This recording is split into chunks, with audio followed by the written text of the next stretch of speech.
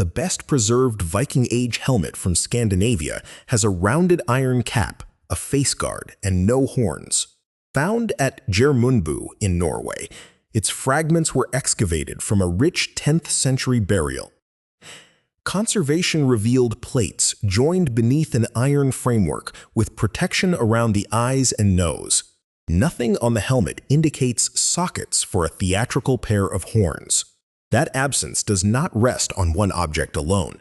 No securely identified Viking Age combat helmet demonstrates the familiar horned design. The question sounds simple, but it joins archaeology, ritual imagery, medieval memory, and modern theater. Following the helmet itself separates those layers without denying that horned headgear existed elsewhere. Iron first had to be smelted, refined, shaped, riveted, and fitted by skilled hands. A helmet consumed valuable metal and concentrated labor, making it costly equipment. Many fighters probably entered conflict with shields and weapons, but without iron protection for the head.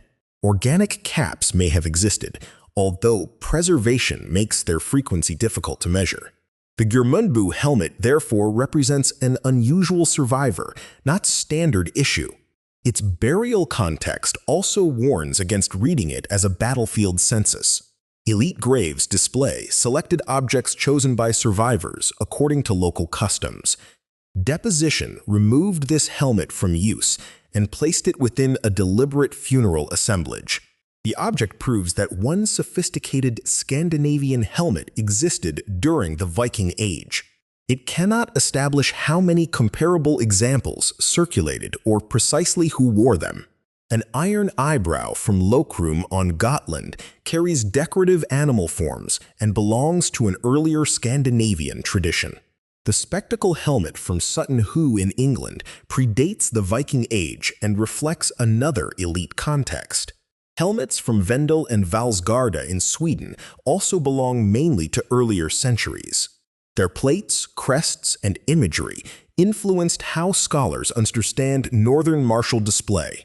Yet earlier ceremonial elaboration cannot be transferred automatically onto 9th century raiders. Written records rarely describe helmet construction with enough detail to settle fashion. Frankish and English authors focused on attack, punishment, theology, and political consequence. They had little reason to inventory every Scandinavian fighter's equipment. Contemporary images simplify bodies and arms for recognition within small carved or woven surfaces. Conical headgear in such art may indicate helmets, hats, rank, or stylized convention. None supplies reliable evidence for widespread horns in combat. Practical mechanics strengthen the archaeological conclusion, though practicality alone never proves history. Large projections add weight, catch blows, and rigging, and create leverage against the wearer's head. Ceremonial display can tolerate such disadvantages more readily than close fighting aboard ships or on land. Actual defensive equipment directed force across iron, padding, and rounded surfaces. Horns would reverse that logic without offering comparable protection. Why then do ancient northern images sometimes show horned figures? The answer begins long before Viking fleets appeared in Western chronicles. Bronze Age objects from Scandinavia portray human figures with horned headgear in ritual or symbolic settings. The Vexo helmets from Denmark, dated to the Bronze Age, carry curved horns and elaborate fittings. They were made roughly a millennium before the conventional beginning of the Viking Age. Their thin bronze and ornamentation point towards display or ceremony rather than ordinary battlefield equipment. Rock art and small figurines add related motifs, although interpretation remains debated. Horned headgear was therefore real in ancient Scandinavia, but its date and function matter. Moving it forward across 1,000 years creates the modern mistake. Small figures from Torslunda helmet plates made centuries earlier show horned or bird-headed ritual performers. One figure appears beside a spear-bearing dancer in an enigmatic scene. Such images may concern ceremony, myth, transformation, or warrior ideology. They do not depict ordinary raiding equipment in a documented battle. Similar motifs could survive culturally, while physical helmets remained practical and unhorned. Medieval Christian artists also used horns to mark devils, pagans, foreigners, or moral danger. Symbolic horns in an image need not record an observed helmet. Over time, visual shorthand became easier to remember than fragmentary iron archaeology. The decisive transformation occurred much later, amid 19th century European Romantic nationalism. Artists and antiquarians sought striking costumes for imagined Germanic and Norse antiquity. Carl Emil Doepler designed influential costumes for Wagner's Ring Cycle at Bayreuth in 1876. Some designs used winged or horned headgear, although Wagner's drama was not a Viking documentary. Opera required silhouettes readable across a large theater. Horns instantly enlarged a character, suggested antiquity, and separated legendary warriors from modern spectators. Illustrations, festivals, advertisements, and schoolbooks then repeated the visual formula. Each repetition loosened the image further from chronology. The same age also produced serious archaeological classification, but spectacle traveled faster than catalogs. By the 20th century, horned Vikings sold products, animated cartoons, and marked sports teams.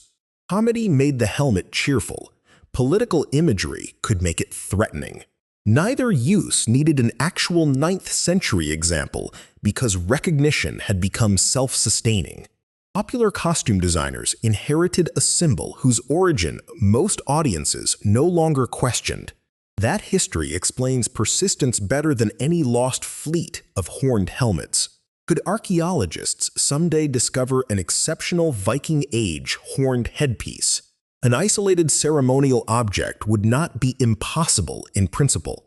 People create impractical ritual equipment in many societies, and archaeological survival is incomplete.